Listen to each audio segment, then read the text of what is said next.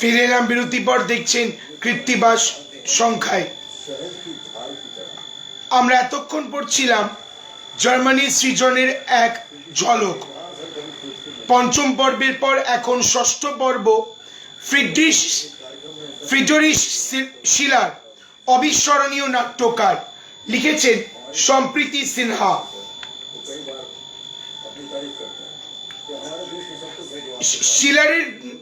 শিলারের নাটক সুপরিণত, পরিপক্ক সুরার মতো। যত সে প্রাচীন হবে ততই স্বাদ বাড়বে। আমি নির্ভীক কণ্ঠে বলতে চাই, শিলার কবি বিরাট কবি, বিরাট কবি। তাকে ঘিরে সবকিছুই ছিল রাজকীয়, কিন্তু তার চোখ দুটো ছিল কোমল কমনীয়। শিলারের মৃত্যুর পরে গোয়েটের মুখর বন্দনা। জার্মানির বিশ্ববিদ্যালয়গুলির সাহিত্য বিভাগে এখনো মাঝে মাঝে উত্তপ্ত তর্ক জমে ওঠে। শিক্ষক ও ছাত্রীরা চুলচেরা বিচার করতে বসে। অষ্টাদশ শতাব্দীতে সৃজনরত তিন স্তম্ভ স্বরূপ ধ্রুপদী এবং একই সঙ্গে রোমান্টিক নাট্যকারদের মধ্যে কে শ্রেষ্ঠ? এই তিনজন নাট্যকার হলেন নাথান দ্য ওয়াইস নাটকের স্রষ্টা গটফ্রিড এফ্রায়াম লেসিং, এগমন্টের রচয়িতা স্বয়ং ভোলফগাং গোয়েটে এবং ডন কার্লসের স্রষ্টা ফ্রিডরিশ শিলার। অব্যাহত দিকে যায় বিতর্ক। এক একজন সমজদার পাঠক এক একজনকে বেছে নেয়। গোয়েটের কালেও এই বিতর্ক অনুষ্ঠিত হয়েছিল। সাহিত্য সম্রাট পরিচালিত ভাইমার থিয়েটারে অনবদ্য মঞ্চায়নগুলি দেখে দর্শকরা ক্রমাগত দাবি করতেন, গোয়েটের গোয়েটস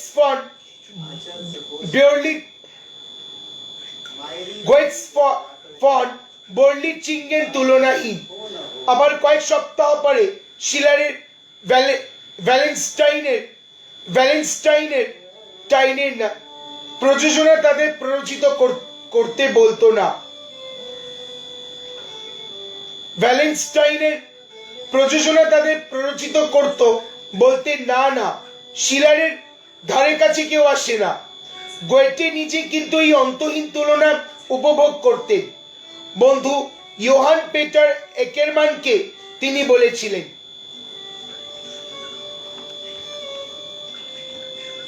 গত 20 বছর ধরে দর্শকরা তর্ক করে গেছে। তর্কের বিষয় কে শ্রেষ্ঠ, আমি না শিলার? যাক, এরা তর্কের একটি যোগ্য বিষয় পেয়েছে, এটাই আমাকে আনন্দ দিয়েছে। শিলারের নাট্য জগতে প্রবেশ করার আগে আমাদের স্মরণ করা উচিত যে গোয়েটে তার বিশ্বখ্যাত ভাইমার থিয়েটার নির্মাণ করেছিলেন অনেকটাই তার পরম সুহৃদ শিলারের ওপর ভরসা করে। শিলার নিজে শুধু নাটক লিখেই চুপ থাকতেন না। গোয়েটেই বলেছেন যে তিনি প্রতিটি রিহার্সেলে অংশ নিতেন, নিমগ্ন হয়ে কলাকুশলী নটনটীদের অভিনয় দেখতেন, এবং যখন তারা তাকে অনুপ্রাণিত করত তিনি উচ্ছ্বসিত হয়ে উঠতেন। অর্থাৎ প্রকৃত প্রযোজনার প্রতিটি পর্বের সঙ্গে তিনি যুক্ত থাকতেন ঘনিষ্ঠভাবে। মঞ্চ পরিকল্পনা থেকে শুরু করে সঙ্গীত নির্দেশনা, প্রতিটি সংশ্লিষ্ট ক্রিয়াকর্মের উপর তার প্রত্যক্ষ প্রভাব থাকত। এই নিবিড় অঙ্গীকার আর সক্রিয়তাকে অভিবাদন জানিয়ে গোয়েটে তার মিত্র সম্পর্কে লিখেছিলেন,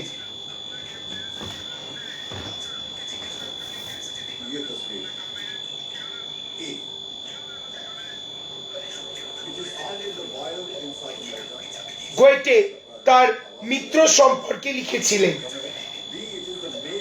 Schiller proceeded in the same spirit.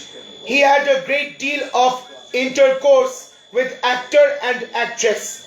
Like me, he was present at every rehearsal and after every successful performance of one of his pieces.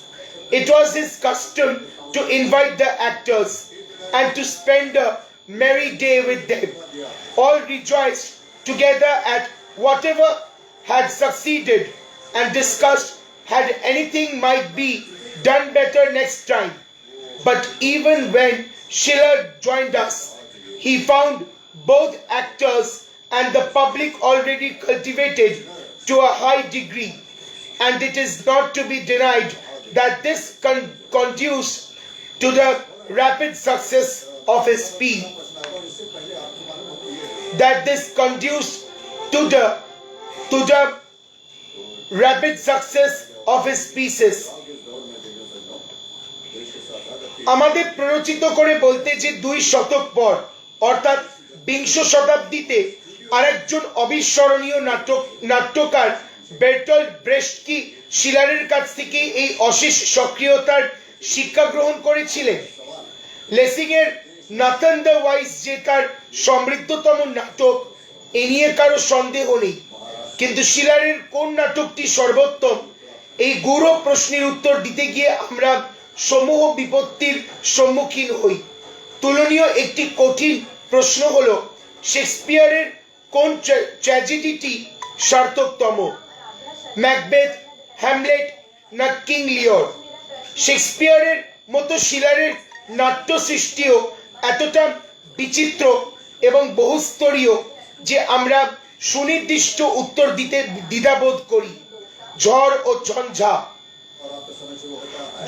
ঝঞ্ঝা পর্ব থেকে যে বর্ণময় যাত্রা শুরু হয়েছিল দ্য রবার্স নাটক দিয়ে, তার মহতী পরিসমাপ্তি ঘটে 1804 সালে ভিলহেম টেল রচনার সঙ্গে সঙ্গে। 20 বছরেরও অধিক এই সৃজনী যাত্রাপথটিকে অলঙ্কৃত করে রেখেছে আরো অনেক নাটক। এই স্বল্প পরিসরের আলোচনার জন্য কোন নাটকগুলিকে বেছে নেব?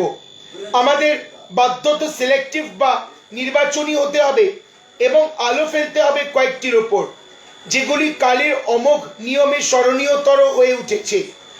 এই নিবন্ধের জন্য আমি বেছে নিচ্ছি 4টি অম্লান নাটক, the robbers, Don Carlos, Valentine এবং ভিলহেম টেল। এই নির্বাচনের অর্থ এই নয় যে আমি the maid of Orleans, Maria Stuart, চক্রান্ত এবং ভালোবাসাকে অবজ্ঞা করছি। সবকটি নাটককে নিয়ে গড়ে উঠেছে তার অনবদ্য নাট্যবিশ্ব, যার নান্দনিক উৎকর্ষ আমাদের প্রতিক্ষণে মোহিত করে। প্রখ্যাত তাত্ত্বিক আর্নস্ট ব্লক এই বিরাট সৌন্দর্যকে সেলাম জানিয়ে তার বিদগ্ধ আলোচনায় বলেছিলেন, শিলার এবং তারপরে ব্রেস্ট আমাদের যে বিচিত্র নাট্য সম্ভার উপহার দিয়েছে তা বোধহয় আর অন্য কোন জার্মান নাট্যকার আমাদের দিয়ে যাননি। দ্য রবার্স নাটকে অভিজাত বিদ্রোহী নায়ক কার্লের মধ্য দিয়ে যে মুক্তির অঙ্গীকারকে মূর্ত করে তোলা হয়েছে তা পরবর্তী প্রজন্মে পরিণত হয় মুক্তির অত্যন্ত মন্ত্রে। কার্লের ভাই ফ্রানৎস ক্ষমতা ও অর্থপ্রাপ্তির প্রতি নিবেদিত। নিজের ইচ্ছে পূরণের জন্য সেসব কিছু করতে পারে, কিন্তু প্রায় স্বেচ্ছাচারী ছাত্র ও তার ভাই কার্ল বোহেমিয়ার অরণ্যে তার সঙ্গীদের নিয়ে নৈরাজ্যের পূজারী। আবেগময় ভাষা এবং শরীর সংঘাত নাটকটিকে প্রাণবন্ত করে তুলেছে। বেশ কয়েকটি গুরুতর প্রশ্নের উচ্চারণ করেছেন শিলার তারই প্রথম নাট্য প্রয়াসে, যেমন ব্যক্তি স্বাধীনতা এবং সমাজ আরোপিত বিধির ভেতর আমরা কোনটি বেছে নেব, পৌরুষের প্রকৃতি কি, উপরন্ত মঙ্গল বৃত্তের শেষ কোথায় এবং অমঙ্গলের সূচনা কোন বিন্দু থেকে উঠে আসে। মানব মুক্তির প্রতি অঙ্গীকারবদ্ধ শিলার এই নাটকে শ্রেণী বিভাজন এবং প্রচলিত ধর্মের অনাচারের বিরুদ্ধে ব্যঙ্গময় হয়ে উঠেছে। তার এই তীব্র বিরোধিতাকে প্রদীপ্ত ভাষা দিয়েছেন নায়ক কার্ল। দার্শনিকতার প্রভাব তার রবার্টসকে এক ধরনের গভীর দোতনা দিয়েছে। অন্যায়, অপরাধ, পাপের প্রকৃতি শিলার চেনে বিশ্লেষণ করেছেন এই নাটকে। প্রেমের একটি আয়তন বা নরনারীর সম্পর্ক এই বিশিষ্ট নাটকটিকে অন্য এক মাত্রা দিয়েছে। দুর্বৃত্ত ফ্রান্সো যেখানে নায়িকা আমলিয়াকে ধর্ষণ করতে উদ্যোগী, মুক্তির উপাসক কার্ল সেখানে আমালিয়ার প্রতি হৃদয় ভরে নিবেদিত। কার্লের সঙ্গে আমালিয়ার নিবিড় মঙ্গলময় সম্পর্ক শিলারের নাট্য ভাষাকে পবিত্র কবিতার স্পন্দন প্রদান করে।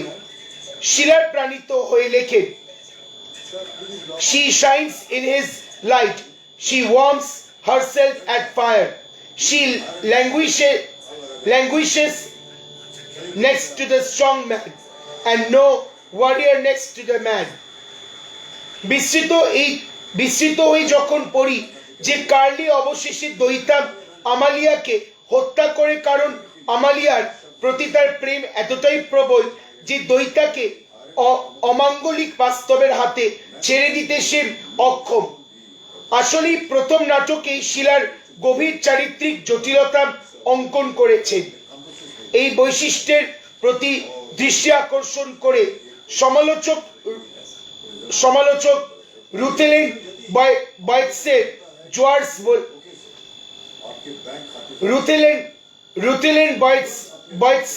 জোয়ার্স বলেছেন,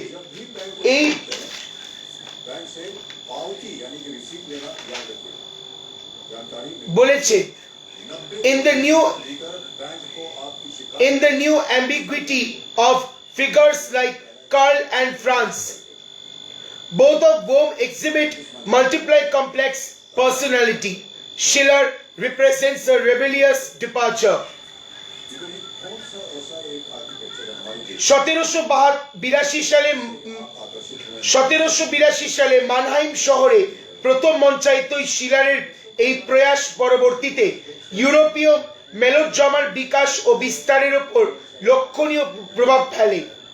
সত্যি বলতে ডন কার্লস নাটকটির প্রতি আমার অসম্ভব একটি দৌর্বল্য রয়ে গেছে। 5টি অঙ্কে বিভাজিত এই বিয়োগান্ত ঐতিহাসিক নাটকটি শিলার লিখেছিলেন 12 বছর ধরে, 1773 থেকে 1785। নাটকটি প্রথম প্রযোজিত হয় হামবুর্গ শহরে 1787 সালে। প্রথমেই বলে নেওয়া ভালো যে ডন কার্লসের উচ্চারিত একটি বাক্য প্রবাদের অনিন্দ মর্যাদা লাভ করেছে, যে অর্থে হ্যামলেটের উক্তি to be or not to be, that is the question, এবং রাজা লিওরের চৈতন্য ভাষ্য রাইটনেস ইজ অল স্বতন্ত্র গরিমা অর্জন করেছে। ঠিক সেভাবেই এই নাটকটির অন্যতম নায়ক মার্কুইস অফ পোসার হৃদয়ী আবেদন গেবেন সাই গেডাঙ্কেন ফ্রেইহেইট, আমাদের চিন্তা ও চৈতন্যের স্বাধীনতা দিন। জার্মানির নাট্যবিশ্বে মন্ত্রের মতো ধ্বনিত হয়েছে বারংবার। নাটকটির প্রেক্ষাপট ষষ্ঠদশ শতাব্দীর স্পেন। ক্যাথলিক স্পেনের উপনিবেশ প্রটেস্ট্যান্ট দেশগুলোর মুক্তি সংগ্রামী ডন কার্লসের ঘটনা প্রবাহকে নিয়ন্ত্রণ করেছে। রিফর্মেশন পর্বের এই সংগ্রামকে পরিচালিত করেছে মার্কুইস অফ পোসা এবং তার বাল্যবন্ধু ডন কার্লস, স্পেনের যুবরাজ। তাদের সংগ্রাম স্পেনের নৃপতি দ্বিতীয় ফিলিপের সাম্রাজ্যবাদের বিরুদ্ধে। নাটকটি সত্যি জটিল এবং নানান ঘটনায় আকীর্ণ। এগুলির মধ্যে একটি হলো নৃপতি ফিলিপের স্ত্রী এবং তার সৎমা এলিজাবেথের প্রতি ডন কার্লসের প্রেমানুভব। নানাবিধ সংঘাত ও চক্রান্তে ঠাসা এই নাটকের শেষে অন্যতম নায়ক মার্কুইস অফ পোসা মৃত্যুবরণ করে এবং পিতা রাজা ফিলিপ তার পুত্রকেই তুলে দেয় অশুভ ক্যাথলিক ইনকুইসিশনের হাতে। সমালোচক মাইকেল বাটলার নেদারল্যান্ডের এই মুক্তি সংগ্রামকে তুলনা করেছেন সম্রাট ঔরঙ্গজেবের বিরুদ্ধে রাজপুত যুবরাজ সিংহের বিদ্রোহের সঙ্গে। এই তুলনা বা সাযুজ্য স্মরণে রেখেই দাবি করা যেতে পারে যে নেদারল্যান্ডের বিদ্রোহী অধিনায়ক উইলিয়াম অফ অরেঞ্জ যে প্রতিরোধী ভূমিকা পালন করেছিলেন তারই প্রতিধ্বনি আমরা শুনতে পাই রাজসিংহর অনমনীয়তায়। সঙ্গত প্রশ্ন, রাজসিংহর জনক বঙ্কিমচন্দ্র কি শিলারের এই নাটকটি পড়েছিলেন? প্রশ্নটি প্রশ্নই থেকে যায়, কারণ এ বিষয়ে এখনো পর্যন্ত আমরা কোনো অকাট্য প্রমাণ পাইনি। ডন কার্লসের প্রাসঙ্গিকতা এখনো অটুট রয়ে গেছে। 2005 সালে লন্ডনে গেলগড থিয়েটারে নাটকটি মঞ্চস্থ করা হয়। অভূতপূর্ব সাফল্য নাটকটিকে স্বাগত জানায়। প্রখ্যাত দ্য ইকোনমিস্ট পত্রিকায় লেখা হয়, The reviews of the play have been raves. Theatre goers are queuing round the clock at the Gielgud Theatre. Don Carlos is the hottest ticket in the town. যদিও নাটকটিকে কলকাতায় এখনো পর্যন্ত মঞ্চস্থ করা হয়নি, যাদবপুর বিশ্ববিদ্যালয় এবং বিশ্বভারতীর সাহিত্য পাঠ্যক্রমে এটিকে অন্তর্ভুক্ত করা হয়েছে। স্বাধীনতার অদম্য আকাঙ্ক্ষা এবং খ্রিস্টীয় ধর্মের ভিতর প্রবল অন্তর্কলহ নাটকটিকে ইতিহাসের সুতীব্র মাত্রা প্রদান করেছে। শেক্সপিয়ারের মতো শিলারও ইতিহাসকে ব্যবহার করেছেন সৃজনী উদ্ভাবনীর আশ্রয়। শুধু এই নাটকটিতেই নয়, মেরি স্টুয়ার্ট, মেড অফ অবলিন্স, ভ্যালেন্টাইনের মতো সৃষ্টিগুলিও ইতিহাসের স্পন্দনে মুখর। ঠিক এই সুনির্দিষ্ট বৃত্তেও বের্টল্ড ব্রেস্ট তার এই নমস্য পূর্বসূরির অনুগামী। 1799 সালে সমাপ্ত মহাকাব্য সম ট্রিলজি যুদ্ধনায়ক ভ্যালেন্টাইনকে ঘিরে খ্রিস্টীয় দুনিয়ায় সেই অপ্রিয় মুখ্য সংঘাতকে চিত্রিত করেছে একই নামের নাটকটি। প্রটেস্ট্যান্ট ও ক্যাথলিকদের ভিতর 30 বছর ব্যাপী বিধ্বংসী যুদ্ধ যা ছড়িয়ে পড়েছিল তামাম ইউরোপে এই ত্রিস্তরী সৃজনের বিষয়। প্রথম নাটকটির শিরোনাম ভ্যালেন্টাইনের শিবির। এটিকে একটি দীর্ঘ রচনার পূর্বমুখ হিসেবে বিবেচনা করা যেতে পারে। দ্বিতীয়টির শিরোনাম দ্য পিকোলো মিনি এবং তৃতীয় বা শেষটি ভ্যালেন্টাইনের মৃত্যু হিসেবে সুখ্যাত। এই সুদীর্ঘ সুবিশাল সৃষ্টির প্রতি গোয়েটের প্রতিক্রিয়া হলো মিশ্র। তার প্রথম বক্তব্যে তিনি বলেছিলেন,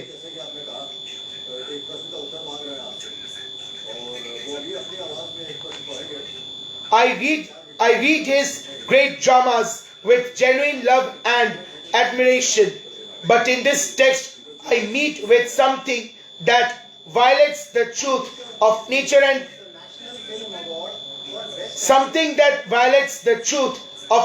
and I can go no further. পরে অবশ্য তিনি বলেছিলেন, Wallenstein's death is always seen with delight. তবে গোয়েটেরই দ্বিধা সত্ত্বেও নাটকটিকে সাদর অভ্যর্থনা জ্ঞাপন করা হয় ভাইমার থিয়েটারে। ট্রিলজির প্রথম মঞ্চায়ন স্মরণ করে গোয়েটের পরম বন্ধু ইয়োহান পেটার একারমান লিখেছেন, It was in the theater where I saw for the first time Wallenstein was great and stirred my inmost soul.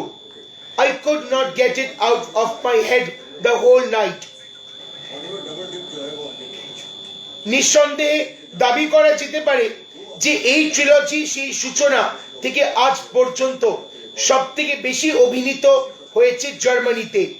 সম্ভবত এটি শিলারের লেখার জনপ্রিয়তম নাটক এবং বিতর্কিত নায়ক ভ্যালেন্টাইন নিজেই জনপ্রিয়তম নায়ক চরিত্র।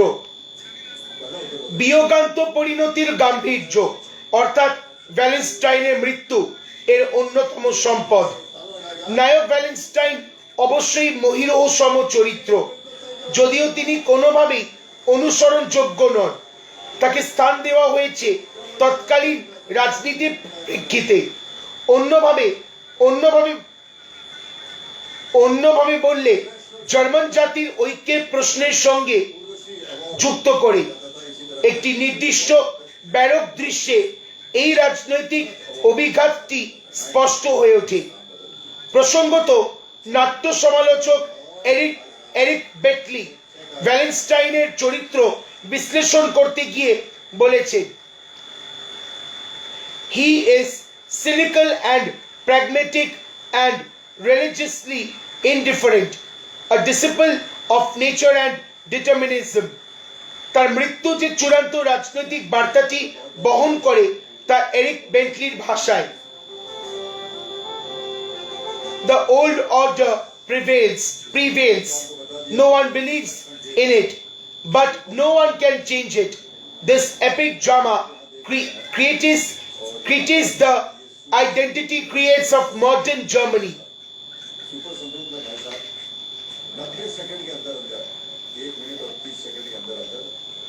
শিলারের ইতিহাস ভিত্তিক দর্শনের স্পষ্টতম প্রকাশ এই ট্রিলজিতে ঘটেছে। বিশেষ বার্তাটি কি? It evokes the tragic sublime.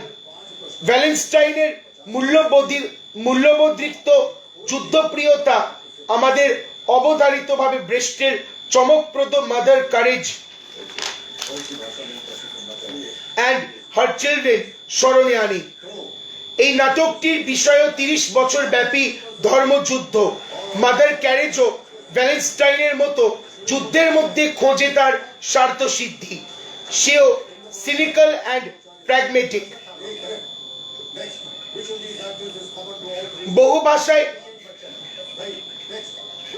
বহু ভাষায় অনুদিত শিলারের শেষ নাটক ভিলহেলম টেল সুইজারল্যান্ডের নিপীড়িত অধিবাসীদের মুক্তি সংগ্রামকে অভিবাদন জানিয়েছে। শিলার নিজে কিন্তু কোনোদিন সেখানে যাননি, কিন্তু তার নায়ক বীর সুইস তীরন্দাজ ভিলহেলম টেল। আসলে এই নাটকটির উপাদান শিলারকে দিয়েছিলেন স্বয়ং গোয়েটে। একদিকে টেলের বীরত্ব, অন্যদিকে অত্যাচারী গেসলারের নির্দয় স্বৈরাচার গোয়েটের জানা ছিল। তিনি এই দুইয়ের ভিতরকার সংঘাত সম্পর্কে শিলারকে বলেন গোয়েটের ভাষায়, I related all this to Schiller, in whose soul my landscapes and my acting figures formed themselves into a drama, and as I had other things to do, and the execution of my design differed more and more, I gave up my subject entirely to Schiller, who thereupon wrote his admirable play. ইংরেজিতে এই নাটকটি ভাষান্তর করেন প্রসিদ্ধ Victorian লেখক ও জার্মানবিদ Thomas Carlyle. তাকে মুগ্ধ করেছিল নাটকটির সুতীক্ষ্ণ বাস্তববোধ। তার তর্জমার ভূমিকায় তিনি লিখেছিলেন, all is downright and simple and agreeable to nature in this play, yet all is adorned and purified and rendered beautiful without losing its resemblance. নাটকটার সম্পদ তার সুতীব্র শিকড়ে প্রতীত সংলাপ, যা ইংরেজি তর্জমায় অটুট রয়েছে। নায়কের পুত্র নিপীড়ক গেসলারকে বলছে, Yes, my lord, my father can hit an apple at 100 yards. তৎক্ষণাৎ গেসলারের ভয়াবহ নির্দেশ, Very well, you shall prove your skill now. Shoot an apple from the boy's head. If you miss, your heads shall pay the forfeit. কি ভয়ানক পরীক্ষা! কিন্তু নায়ক Wilhelm টেল পরীক্ষায় কৃতকার্য হলে national liberation বা জাতীয় মুক্তি সংগ্রাম বলতে আমরা যা বুঝি তার এত নির্ভীক প্রকাশ শিলারের অন্য কোনো নাটকে ঘটেনি। দরিদ্র কৃষকরা ভিলহেম টেলের নেতৃত্বে সংগঠিত হয়ে বিদ্রোহ করে গেসলারের বিরুদ্ধে কার্লাইলের অনুবাদেই অভ্যুত্থান অর্জন করে উদ্দীপিত ভাষা। The day of the nobles is passing. The new day of the people is at hand. The flower of the chivalry is cut down, but freedom waves its conquering flag on high. Hold fast together, man, hold forever fast. Be one, be one, be one, be me. এই নাটকে শিলার অত্যন্ত মুক্তি সন্ধানী বিপ্লবী। তিনি শ্রেণী সংগ্রামকে রূপায়িত করেছেন ছত্রে ছত্রে। শেষ দৃশ্যে শিলার লেখেন, Ted, Ted, he reels, he fails, he falls. Look children, this is how a tyrant dies, and from this moment all my sirs are set free. Karl Marx একবার মৃদু অভিযোগ করেছিলেন যে শিলারের নাটক বড় বেশি আদর্শায়িত, সেখানে বাস্তববোধের অভাব মাঝে মধ্যেই পরিলক্ষিত হয়। এই নাটকটিতে কিন্তু প্রচলিত রাজনৈতিক আদর্শকেই চূড়ান্ত বাস্তব রূপ প্রদান করা হয়েছে। এক কথায় মার্কসের অভিযোগ শিলারের শেষ নাটকের ক্ষেত্রে কোনোভাবেই প্রয়োগ করা যাবে না। নাটকটিকে বহু দেশে বারংবার মঞ্চস্থ করা হয়েছে। 1934 সালে নাটকটিকে চলচ্চিত্রে পরিণত করা হয় দুটি ভাষায়, জার্মান এবং ইংরেজিতে। আজকের জার্মান নাট্যকার রল্ফ হকুত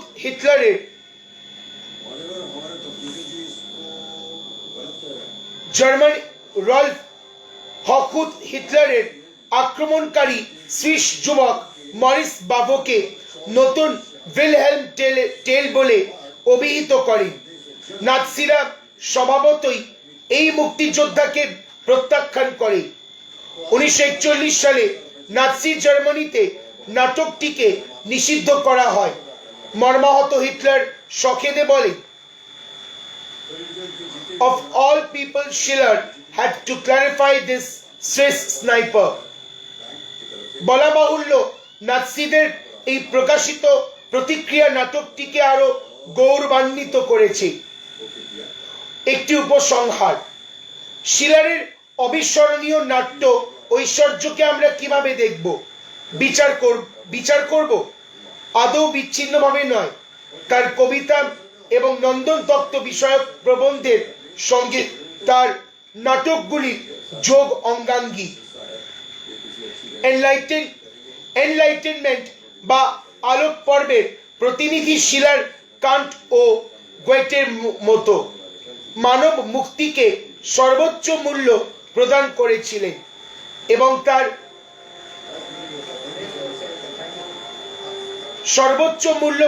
করেছিলেন এবং তার বিচিত্র বহুমুখী রচনায় বারংবার এই মুক্তিকে সেলাম জানানো হয়েছে।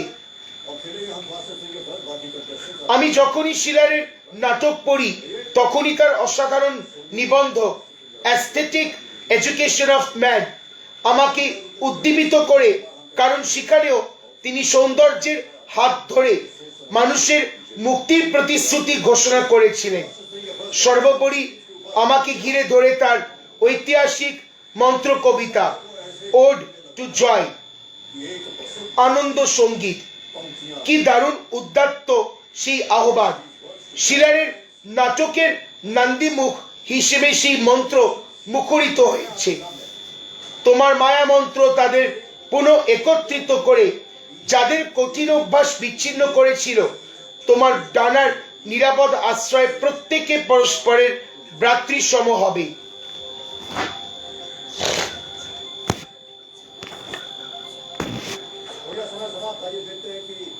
सही क्रम क्या होना चाहिए, जो है तो सबसे पहले आता है